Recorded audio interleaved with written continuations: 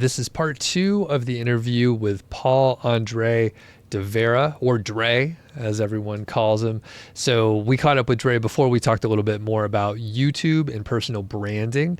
I'm a big fan of that. It's really what I have spent a lot of time over the last several years doing, is building a personal brand. And in this episode, we go a little bit deeper into the specific work that he is doing, his consultancy. So he's pretty much a solo operator, and we get into the details, the pros and cons, and his goals overall. So if you missed the first episode, you can check that out. I encourage you. They kind of flow together really well. And without further ado, let's get to the interview with Dre right now. Very cool. All right, let's move on and talk about the SEO consultancy. And you're working with startups, right? So it sounds like that was your corporate background. Can you talk a little bit about what you do currently? Like, pretty broad question, but yeah, when people are like, I understand SEO. What do you do? Yeah. What does your consultancy do? So I become an extra arm. So I guess some people call it as a fractional SEO or whatever. Sometimes they'll call it that. But I become a more of a consultant where I'm just like another member of a marketing team, but for multiple companies. And the companies I've actually was able to establish myself in was in the startup space and B2B space, because I mean, a lot of my clients now are old colleagues of mine, like old colleagues from other work. They're like, hey, are you doing some consulting work? We need some help here. And they'll bring me into their company. And imagine I had working at one company and having them all break off to different companies. I am now working for, I'm a client for each one of those companies. And that's how it kind of pretty much worked out. And it's been awesome. And so I feel like, keep in touch with your old colleagues. Like, make sure you have a strong network. When you have a network, keep in touch with people. I actually will text people just hi random, like, hey, just random hi, saying hello. And it's funny. It's like, oh, that's nice of you. But yeah, I really just was thinking about, just them as a thought, just random hello goes a long way. So I feel like, keep in touch with your connection, your network, old colleagues you work with, because in the end, like, they are something that you can actually turn to. So you got laid off. Did you know that you wanted to work for yourself? Yeah. During the time I was at a company called Workday, I was there for close to 5 years already, right? So I was like, man, I had a little side hustle. I mean, doing a little side consulting, because they let us, as long as we weren't working with competitors. And so, there was a point where, I was like, okay, this is cool. But I was wondering, like, the moment when I had enough clients that had made as much money as my salary, that'd be the time to probably go. But that never happened, because then I went to the startup. Again. This was actually from the manager who hired me from the startup was actually an old colleague of mine that he just recently got hired as a head of marketing there. It's like, so, again, keep in touch with your connections and your old colleagues, because they'll bring you places with them. And I thought it was a great opportunity. It was a startup. I believed it was in the cybersecurity space, which I feel like, was a great space to get into with AI, just with everything going on right now.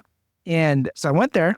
The salary was probably, the highest, gotten paid than any of my previous companies.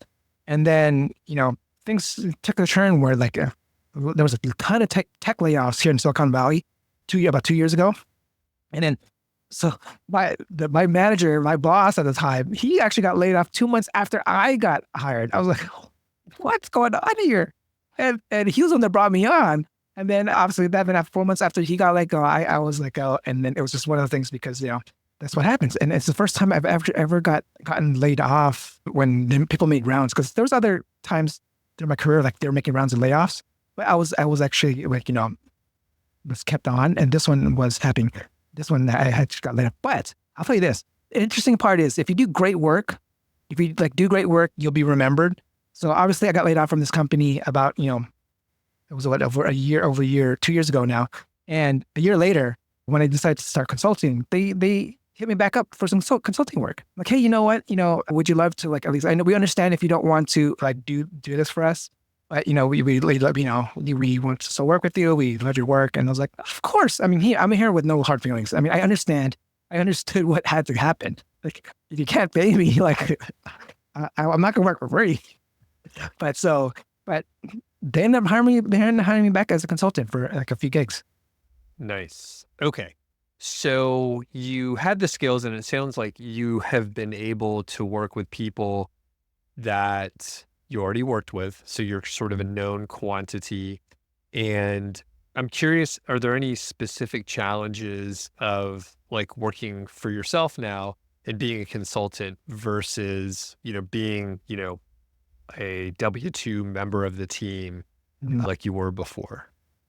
The only thing when I started working for myself, I actually found it was like it was freaking awesome. I had so much more time to myself because you can still get you can get all the same amount of work done.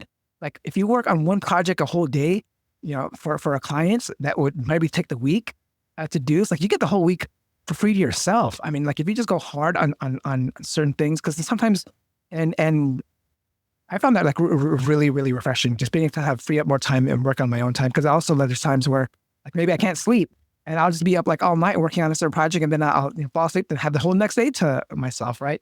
I guess no real, the only challenge is now, oh, I'll tell you this one challenge. The moment that you get too many clients as a consultant is the time you would have to think about becoming an agency.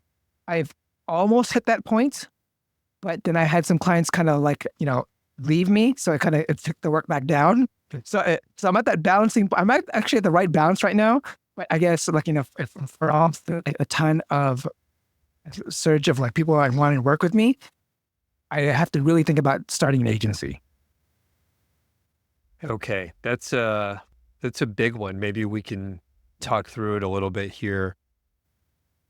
For me, I'm different than you in a lot of ways, because I was like, I don't want to have clients, and you're like, okay, like you're doing client stuff, but I didn't want to have a big team or anything, and so I just have a couple of freelancers that help me out with a couple things. So I'm curious for you, Dre. So you're potentially like, if you load up the pipeline, if you get a couple more gigs, it's more work than you could handle. So you have to hire people, thus becoming an agency. What do you personally want? Like when you think about it, are you like, I want to have a team, or do you think I want to be a little bit leaner? I like being a lot leaner. I mean, because again, I would love to, I mean, if I can clone myself and give them the quality of work. I mean, right now it's because the relationships I have, I feel like the clients I currently have now, or like for my colleagues, I don't think they want to see one of my employees in meetings. They want that, they got me because to be there for them. So I guess, if I do start that, my newer clients that come in would possibly like, I would maybe have them front facing, just so we can get that established. But yeah, but I mean, again, I mentioned like my core clients are from like past colleagues. So they do kind of like expect me to be there, and yeah. Okay. That totally makes sense.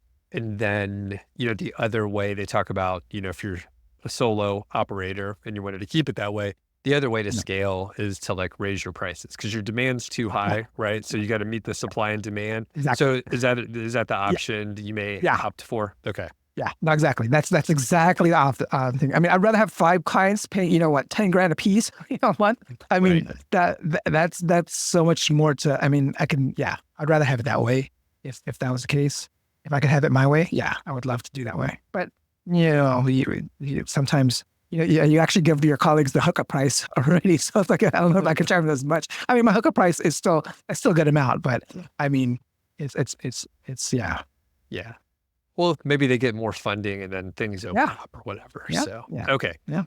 So obviously we've been talking about your video show and you have a personal brand. Has there been a benefit so far from doing the show to landing new clients and that sort of thing? Yeah, definitely. I feel like that's what what built my personal brand was, I guess, through the live show. I mean, I wouldn't be, I guess not, maybe like some of my colleagues may have not known I was doing this, or, because I wouldn't be top of mind because like they know I was the SEO guy, and I would always show up on their feed. So like I would be the first person they thought of, they needed an SEO within their new company.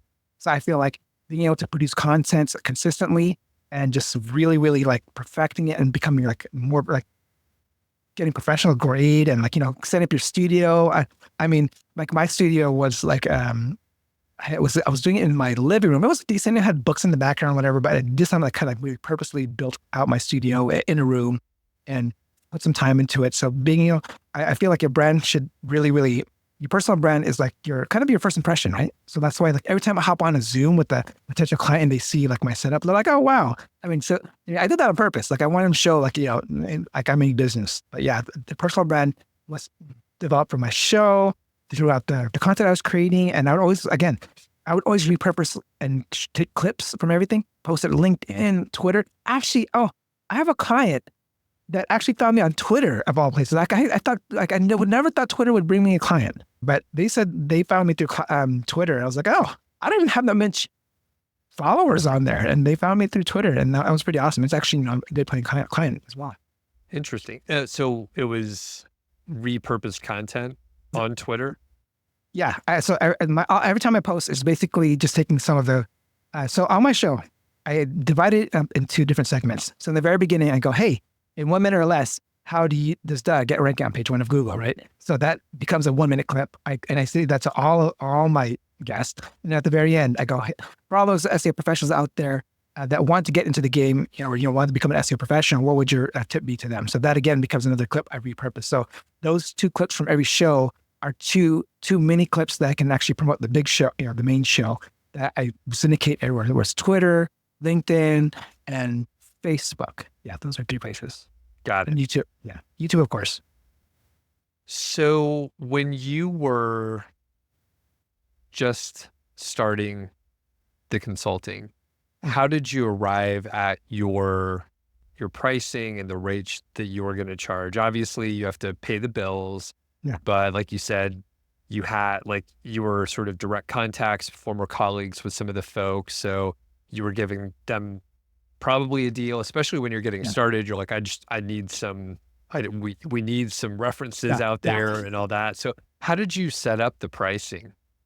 I mean, took my price. I mean, what I was making at my job and doubled it. And so like I just doubled it, and then I worked down from there. And I was either making more or eventually the same thing I was making prior to that. But I kind of switched that around. So that, because I was working at it, like that was kind of like the hourly thing. But now I kind of like, after reading Alex Hormozzi's, I think what's the one, he has one where it's not the sales one, but it's like a product, when you productize your actual, you productize your service, right? So instead of me saying an hour, I say, here's a package. I have 2 packages now, right? One that's like, let's say 1,500 and 3,000 a month. And then when the package where you sell it, like if you pay 6 months in advance, or 6 months in advance, that's what I'm trying to sell. So I'm trying to sell the 6 month package, at a discount all the time, because you want to get that money up front. Mm-hmm. Okay, got it. And actually, specific question, especially people that are like sort of on the edge, maybe they've done some consulting, and I know occasionally when I work with a company, they're like, all right, you got to invoice this, and then it's like 30 or 45 days after that. There's like all these terms that come with it, but you and we're badasses. So we're like, no, you got to pay me up front. Like I'm not doing this other thing. Right. So it's like, there's other people that I could work with. So if we're going to do it my way or take a hike. So how do you do it when you have to deal with that? Well, I give in, because what I do, I was actually like, I kept on sending a reminder, and because I'd say like after the due date, I'll send them a reminder 1 week. Then after 1 week, I'll start sending it every day. And then when the client says, hey, just a heads up, we do net 30, so you don't have to keep reminding me, because like, oh, you should have told me that. I would not kept them doing that. But I mean, I don't mind. But there's sometimes, this is one thing I learned, and this is actually brought up a good point, because there's one thing when I first started consulting and I was depending on the money, and I say that the invoice is due on the 1st of every month, and then, I have mortgage to pay, let's say like on the 15th. And I kind of like broke down to my client. I was like, hey, you're like, I have very, very small set of clients because I want to focus on your work. And I just want to let you know, like, I really depend on timely payments from you, because I mean, it's just my life right now. So, right. And they totally got it. See, I mean, they totally felt, I mean, I was very sincere about it, because like I need to pay some of my bills, because I was literally suddenly laid off, Right. Okay. And I think, you can't discount, just being straightforward, and, they read between the lines, and it's like, we gotta pay the mortgage. Like we have to pay insurance, like there's stuff to run the business as well. And sometimes you do have to deal with it. And, sometimes understand those terms up front, I would say. So it's like the net 30 Yeah. or sometimes it's 45. I think it's rarely 60, but I think there might be companies if there's like hard goods involved or something like Oh that. yeah. I mean, yeah, I would even do past 45 because I'm like, hey, if I did the work within, at least when I bill you, at least get paid for the work I did within that month, if you're that for a net 30. Sure. Totally understand that. But yeah, it's 45 and 60, that'd be way too hard for me. Yeah, that'd be tough. Okay, so I think we're probably at a time where we got to wrap it up, Dre. So Mhm. it sounds like the consultancy is going awesome. You have more freedom. You're working exactly with the clients you want to work with. You're earning more money in less time. Yeah. Are there any, hiccups or any other things you're dealing with right now running it that are on your mind? The time I feel like when it comes towards like the end of the month, you'll get, if you know, this is where I probably would need help because towards the end of the month, this is where everyone wants all the reports. They want everything. They're getting it set up for their teams and stuff like that. So like, because when during towards the end of the month and the beginning of the month, there's always really, really times where like I'll probably lose some sleep of it because, I actually have to kind of grab, like whatever metrics they're looking for and stuff like that. But, again, that's something I just figured out just now that I could possibly hire someone to help me do, which is actually like, again, you shouldn't be afraid to hire. You shouldn't be afraid to spend money if it's going to free up your time. I always feel like, and so many people scared to invest money in themselves. It boggles my mind because when you invest money in yourselves, it's like you get it all back through your taxes and you just make yourself so much more.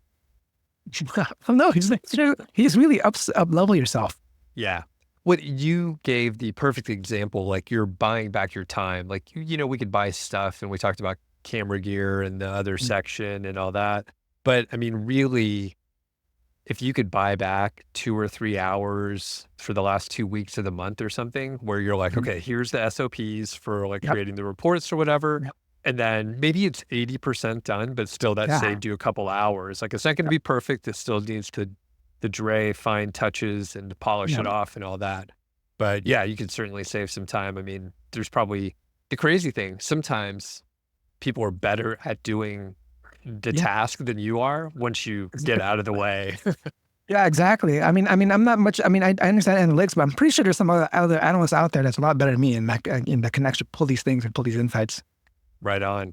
Okay, Dre, this has been amazing. We're going to link up to all the places so people can get to it. But if there's, one single spot that people should head to, where might that be? One single spot to find me is on LinkedIn. I'm very, very active on there, linkedin.com/IN/Paul Andre. I mean, you can also just visit my website, paulandre.com, for all my links to other places like my show, the SEO video show, which I go live at 12 p.m. Pacific Standard Time. You can see all my branding. I brand everywhere. That's awesome. See a bit of a background. I know. I was going to say I need one of the signs in the back. My setup looks. There's just guitars and junk laying around here. So and you have a black background. That's just like a TV. If you just put a TV back there and just put a logo, you look like a cool sign. So just put a black, the TV back there. That's a good idea. Yeah. All right. Yeah, it's just a TV, and I have a laptop connected where I can put whatever I want on there. So I put other sponsors on there. I can play like certain things. Yeah. That's cool. All right. It's much simpler than I thought. Okay. Yeah, all right. We'll link up. We'll link up to everything so people can check it out, and we'll talk soon. Thanks a lot. All right, brother. See ya. Thanks a lot to Dre, and be sure to check out the SEO video show.